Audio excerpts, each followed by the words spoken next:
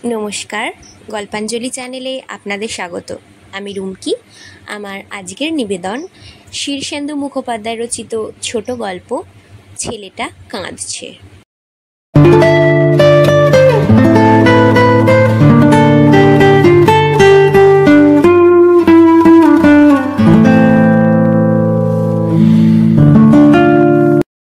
গজপতি হাট বসিয়েছে তেজময়ীর জমিতে।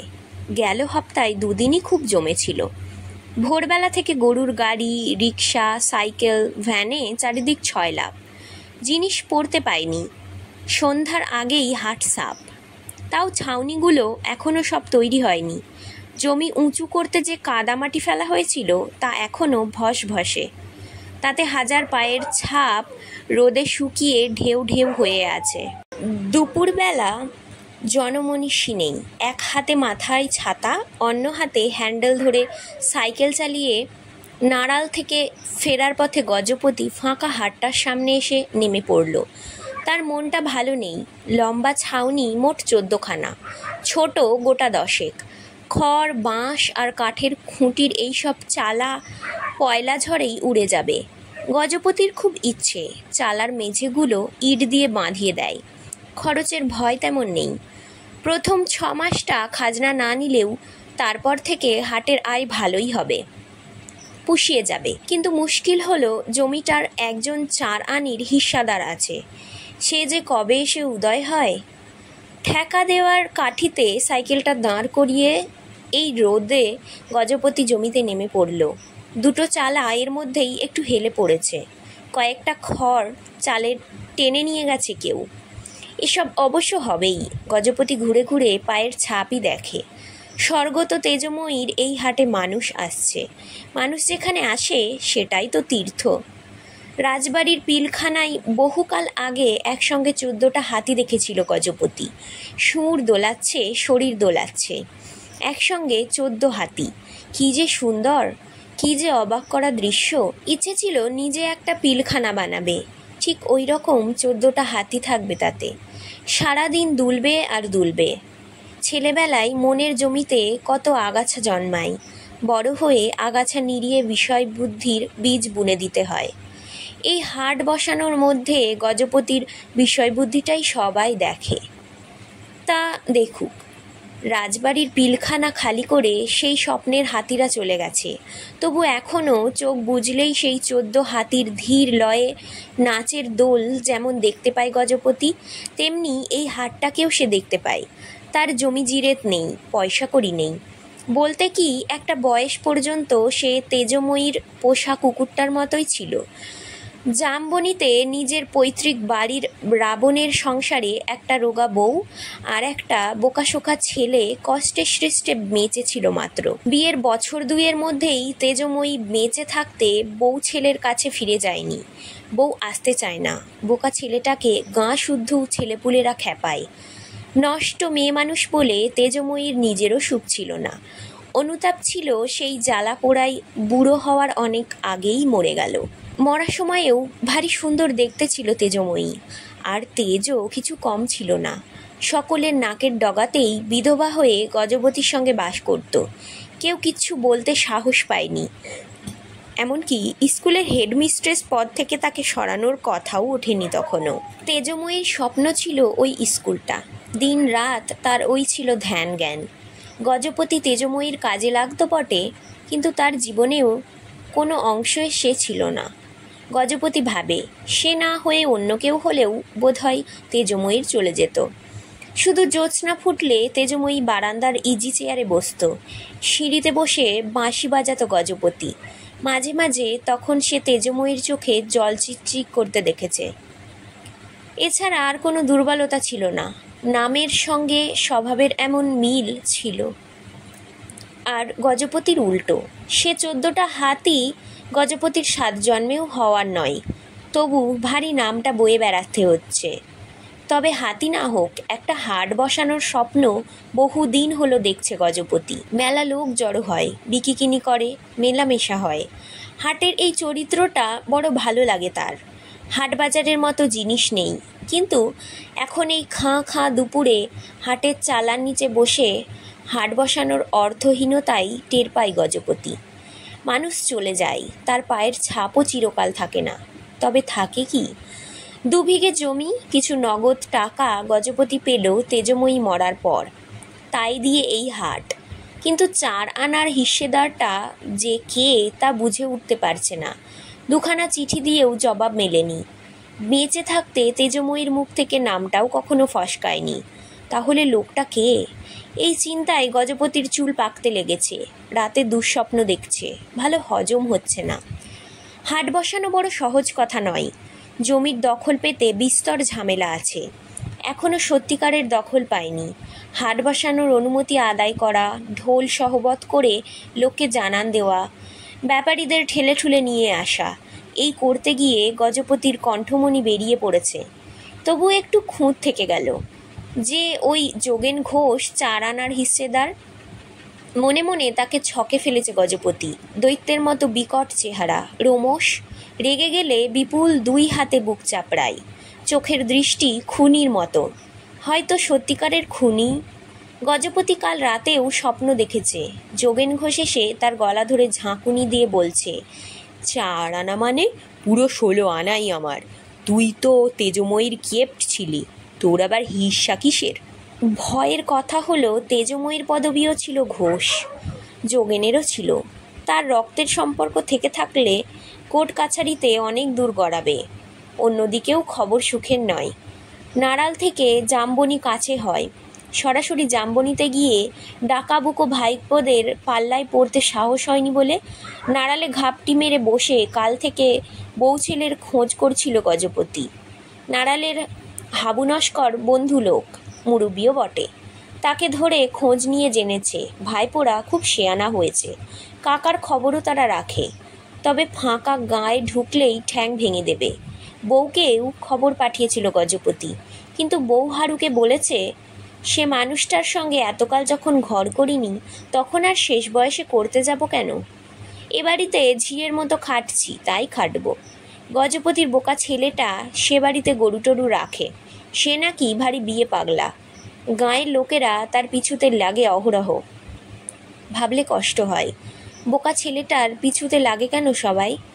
ছাতাটা মুড়ে একটা চালার নিচে বসে আছে গজপতি। বৈশাখের রোদে আদি গন্ত জ্বলছে, বড্ড খরা। তেজময়ীর কোনো ছেলেপুলে ছিল না। কথাটা ভাবতে ভাবতে সে একটা ময়লা নেতার মতো রুমাল বের করে মুখের ঘাম আর ধুলো মুছল। গলাটা শুকিয়ে আছে তেষ্টায়।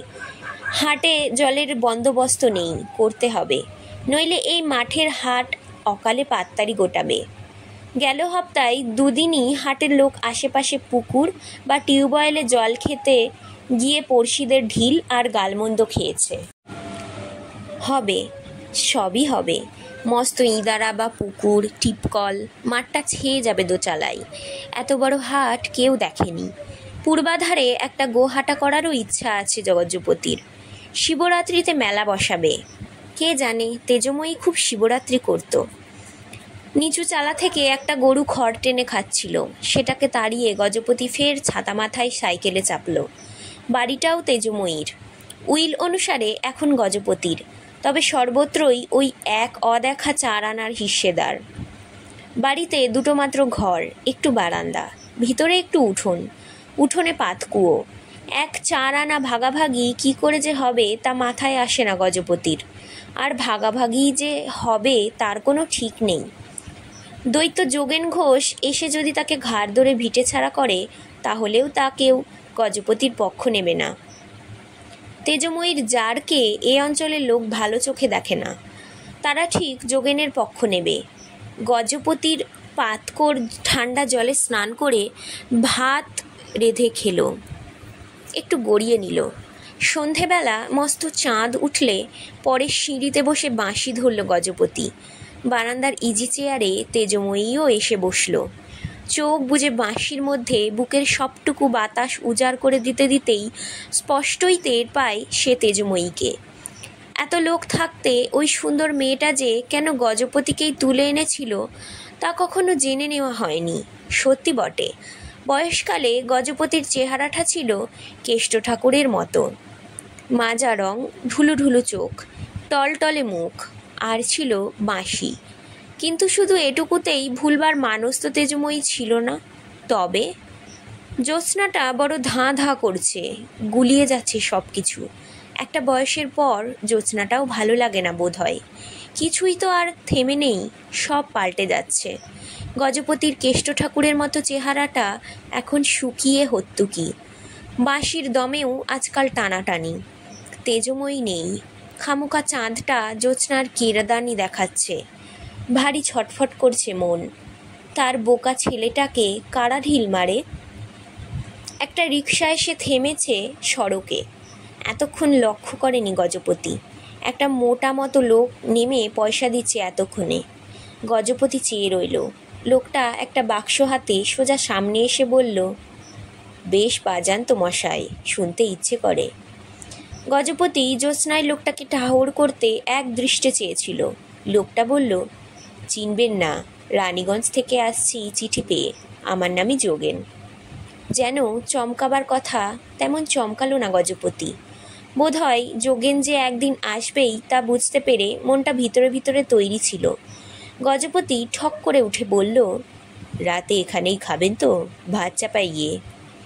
যোগেন একটা দীর্ঘশ্বাস ফেলে বলল, আর খাওয়া, তা চাপাবেন ক্ষণ, এই বুঝি বাড়ি। গজপতি বেশি কথাই গেল না। সত্যি বটে, যোগেনের চেহারাটা দস্যির মতো না হলেও দশাসই। তবে টপ করে গলা টিপে ধরার লোকও নয়। বয়স গজপতির কাছাকাছি, 2-4 বছর কম। লণ্ঠন নিয়ে ঘুরে ঘুরে বাড়িটা দেখায় গজপতি। ক কাঠা জমি? মোট 3। বেচলে কত পাওয়া যাবে? 1010-15। ধুস, তার শিখিবাগ আর কত হবে? রাত্রে আলুর দম রাঁধল গজপতি। বেশ হলো সেটা খেতে।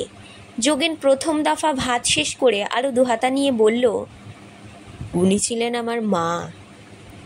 তেজময়ী? গজপতি হাঁ, সৎ মা, বাবার দ্বিতীয় পক্ষ। তবে যে শুনি তেজময়ীর স্বামী অল্প বয়সে মারা যায়। 65 আর বয়স কি? মরার বয়স তো নয়। তাহলে তেজময়ীর সঙ্গে আপনার আত্মীয়তা তো বেশ ঘনিষ্ঠই বলতে হবে। ঘনিষ্ঠ নয়, মা বলে কথা, বাপের বউ। 1 মাস অশৌচ পারলাম কি এমনি এমনি, না পেলে উপায় কি। বেঁচে থাকতে সম্পর্ক ছিল না মায়ের চরিত্র দোষের জন্য, তা বলে তো আর সমাজ ছাড়বে না। আপনারও শুনেছি বউ বাচ্চা আছে। গজপতি চুপ করে থাকে।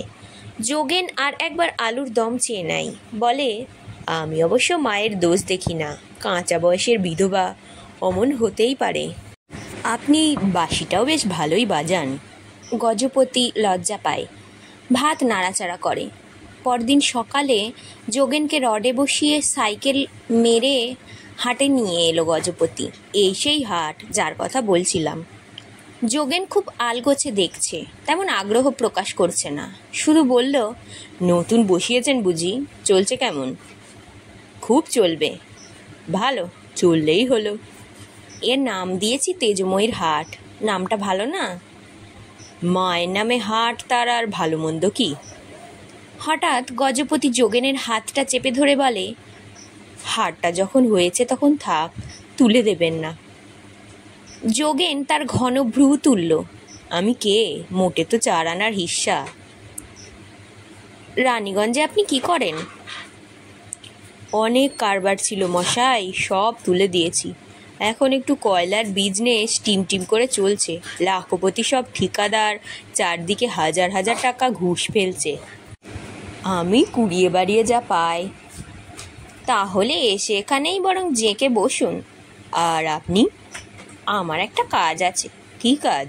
একটা ন্যালাখ্যাপা ছেলে আছে আমার। কাল খবর পেয়েছি ছেলেটার পেছনে নাকি গায়ের ছেলেরা খুব লাগে, ঢিল মারে। সেই থেকে মনটা খুব বিগড়ে আছে। ন্যালাখ্যাপা ছেলেটাকে সবাই ঢিল মারবে কেন বলুন? ঠিক কথাই তো। তাই ভাবছি গিয়ে ছেলেগুলোকে খুব করকে দেব। তাই তো উচিত। আর নিজে ছেলেটাকেও শেখাবো অন্যে ঢিল মারলে কি করে উল্টে ঢিল মারতে হয়। যোগেন সরল হাসি হেসে বলল, সেও তো উচিত কথাই। গজপতি বলে, আর এইসব করতে করতে বাকি জীবনটা চলে যাবে, কি বলেন? খুব যাবে, খুব যাবে। যাই তাহলে। পিলখানার সেই 14টা হাতি স্বপ্নে মিলিয়ে গেছে কবে, তেজময়ী নেই। যোগেন ঘোষও এসে গেল, বাঁশির দম খুঁড়িয়েছে। তবে আর কি, গজপতি সাইকেলে উঠে পড়ে। জাম্বনি অনেক দূর, সাইকেলের চাকায় তেমন হাওয়া নেই। মোড়ের দোকানে হাওয়া ভরে নেবে। ন্যালাখাপা ছেলেটাকে বড় ঢিল মারছে ছেলেরা। গাছতলায় দাঁড়িয়ে ছেলেটা হয়তো বাবা বাবা বলে কাঁদছে। ধন্যবাদ সবাইকে গল্পটি শোনার জন্য। গল্পটি ভালো লাগলে অবশ্যই কমেন্টে জানাবেন। আমার চ্যানেল গল্পাঞ্জলিকে সাবস্ক্রাইব করবেন। ধন্যবাদ, ভালো থাকবেন সবাই।